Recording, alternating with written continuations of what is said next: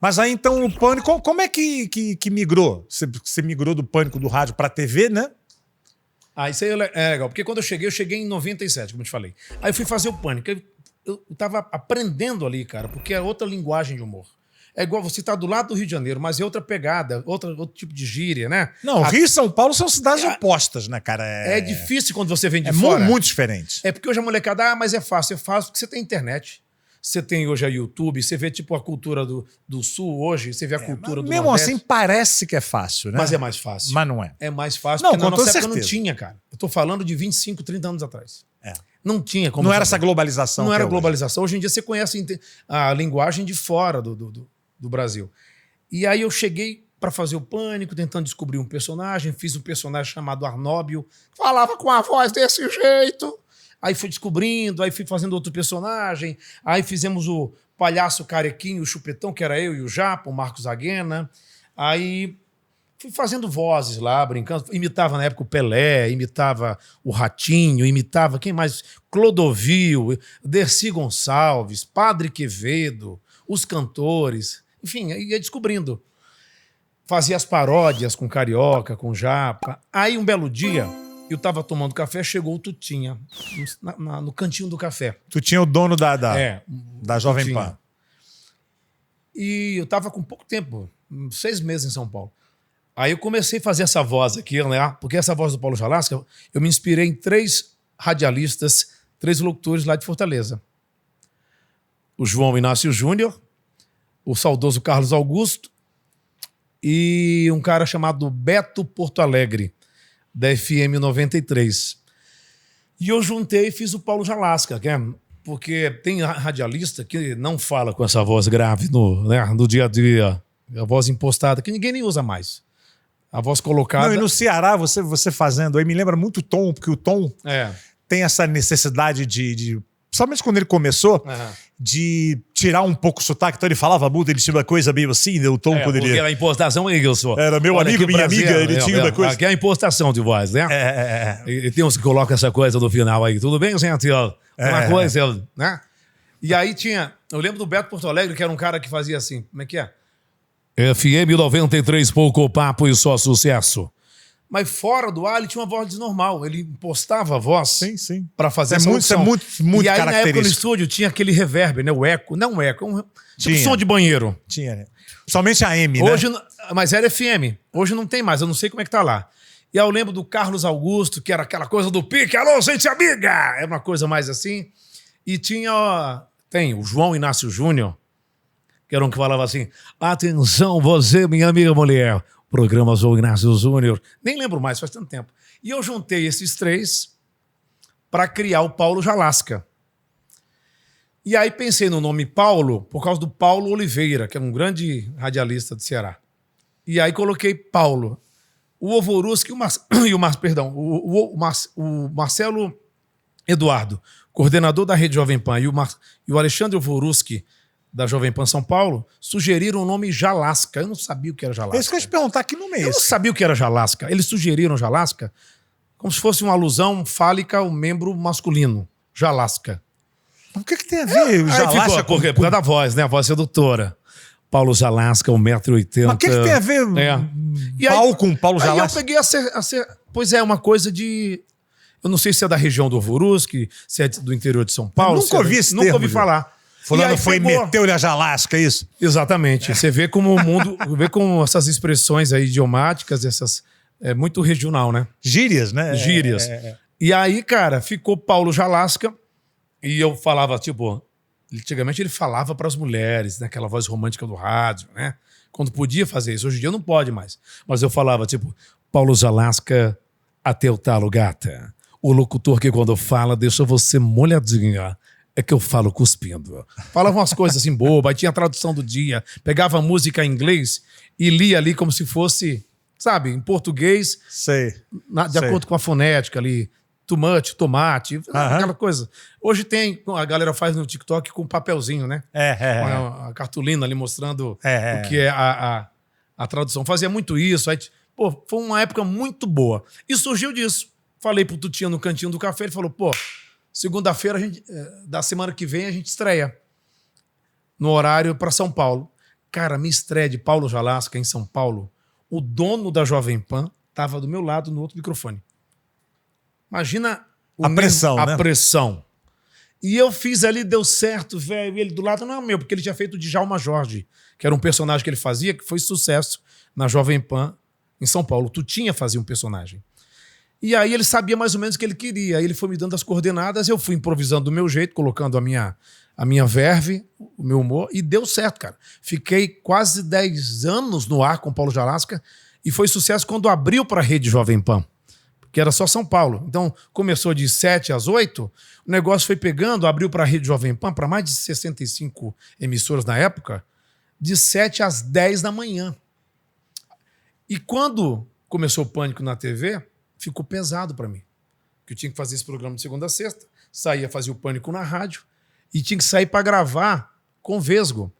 Porque quando começou o Pânico na TV, era só 1h30 de programa, 40 minutos era Vesgo e Silvio no ar. Aquelas festas, porta de festa. Então era muita responsabilidade. Aí eu estava num relacionamento também, aí prejudica, a mulher reclama, aí tem que gravar um negócio pro rádio, acabei que... Não, é pesado, é pesado. Acabei que eu abdiquei, fiquei só na TV, nem show fazia, fiquei focado na TV.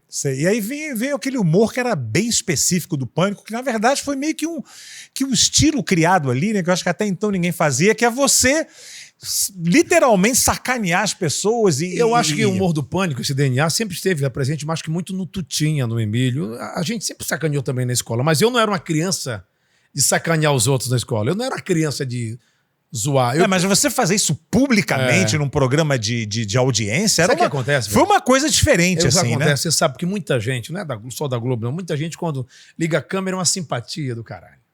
É uma humildade. Trata bem todo. Desliga a câmera, ignora. Tem demais.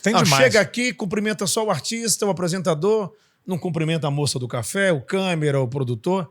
Tem muita coisa. E aí, quando liga a câmera, quer mostrar que é aquela pessoa maravilhosa. Então a gente descortinou isso, a gente desglamorizou. A palavra difícil, desglamorizou.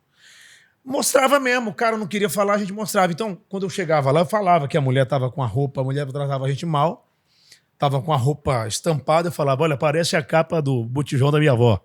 Falava isso, zoava isso. Que eu acho que o humor é isso, cara. Você tem que se zoar. O humor é isso, a piada, a desgraça de ontem é a graça de hoje, não tem que se colocar, porque a pessoa é intocável, tem que respeitar a carreira dela, os troféus que ela ganhou. Eu acho que você, quando se coloca nessa posição de intocável, de muito sério, é porque você não é. Quem é bom não se leva a sério. Não, realmente, estava falando isso aqui com o Délio McNamara, que a premissa, vamos dizer assim, principalmente do stand-up, é você se detonar, pô. É você se depreciar. Porque você humaniza. Isso é uma escola que é a base, né, do humor. Mas quando eu estava no Pânico é que na TV, você e Vesgo era uma coisa do outro, né? Exatamente. Você fazia isso com o outro, né? Pois é, mas a gente também se sacaneava. O Vesgo, por exemplo, na Argentina, ficou com a cabeça presa no portão. Eu sacaneei. O Vesgo também foi nós fomos na Corrida do Queijo, acho que foi na Escócia. Ele foi lá, não desceu do jeito que era para descer, teve medo. Eu quebrei o braço na Argentina, mas uma brincadeira, os caras não entenderam, né? Porque tem uma rivalidade muito mais deles do que a gente com eles, né? O argentino. O argentino tem mais rivalidade com o brasileiro do que o brasileiro com o argentino. Então, isso também mais lá atrás. Hoje eu acho que já amenizou um pouco. Eu acho que né? ainda tem um pouco. Veio muito mais na periferia. Então, quando eu quebrei o braço, foi na periferia. Vem muito por causa do futebol também, né? Mas, enfim, a gente sacaneava. O Pânico foi subversivo, né? A palavra que estão usando muito agora, disruptivo. Transgressor. Transgressor. Né? E foi. Mas você acredita que as pessoas lembram? Tem muitos vídeos e quem não lembra está fazendo aí esses memes, está querendo relembrar, está divulgando. E eu acho que com certeza o Tutinha deve estar capitalizando isso, monetizando, porque o Pânico, a marca é dele, né? Então, com certeza ele tem um canal dele lá que deve colocar esses vídeos. Então, não está morrendo o negócio. A internet não deixa isso morrer. Nós estamos vivos, entendeu? Não podemos mais fazer esse tipo de humor. É isso que eu ia te perguntar. Você acha que hoje em dia você conseguiria fazer isso hoje? Por eu ser público, por ter já um nome junto com o Pânico, lá pelos personagens que eu fiz, eu não posso fazer. Mas tem muita gente fazendo na internet, porque não é conhecida. A partir do momento que ela ficar conhecida, Aí ela vai receber esses processos. Aí vão pegar no pé dela. Eu acho que é o seguinte, sempre houve ditadura, sempre houve problema, agora tá mais. Mas na época da ditadura lá, Caetano Veloso levava 10 músicas pro censor aprovar, cara, aprovava 5, beleza, ele ia lá, essa aqui para aprovar tem que mudar aqui essa frase, tem que colocar isso aqui. Meu pai pegou muita censura, cara, e era punk. E era punk, viu? Eu não sou... negócio de humorista...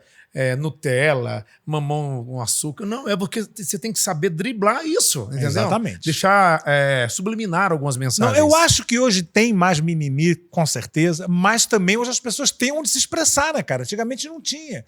Então fazia-se muita piada racista, muita piada, e as pessoas se ofendiam, mas não tinha onde se expressar.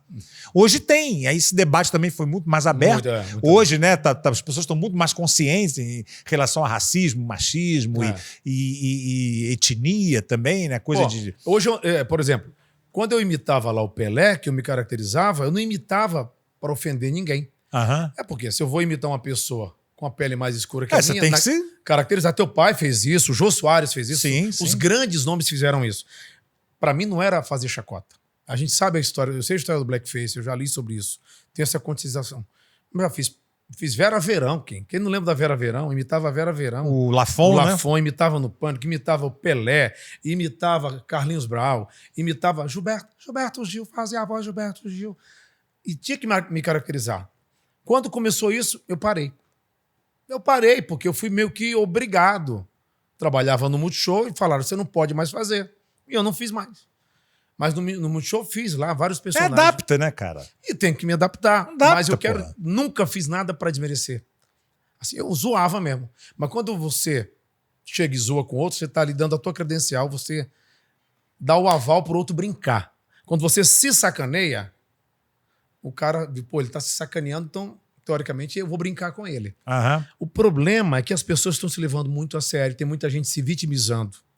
E a gente, eu acho que o mais prejudicado é o humorista. E o público. Porque a gente o público perde, né? Porque a gente tá num tempo tão difícil, mas o cara quer dar risada e não pode...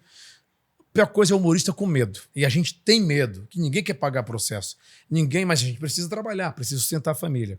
Eu acho que você tem que ter jogo de cintura, ser flexível ali para não bater de frente com quem tem a caneta. Porque se o cara falar assim, o cara que manda, olha, você tá proibido de fazer show, você vai perder suas redes sociais, você vai ter que sair do país, você não vai ter mais passaporte, sei lá, você não vai ter mais a conta, o cara sabe onde você mora, como é que você vai trabalhar com medo? Como é que se faz humor com medo? É complicado, né? E tem essa coisa do limite, né? Não, cara, isso é muito controverso. Não, e o cara que não é famoso, ele pode ainda fazer o que ele quer fazer. Não, mas quando você tem uma projeção, cara... vão te processar. A primeira coisa também, vai ter gente que vai se sentir ofendida por uma coisa que nem ofendeu, mas ela vai querer o quê? Tirar dinheiro. Ela vai querer te processar. Ela vai querer, é aí que eu entro. Então a gente tem que ter muito cuidado. Aquele humor não dá pra fazer. Do jeito que a gente fazia, não dá. Deu muita merda na época? Cara, eu nunca fui processado, eu.